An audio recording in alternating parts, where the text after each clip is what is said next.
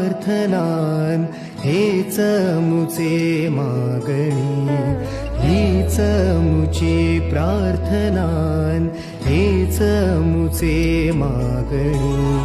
माणसाने माणसाशी माणसा समवागणे,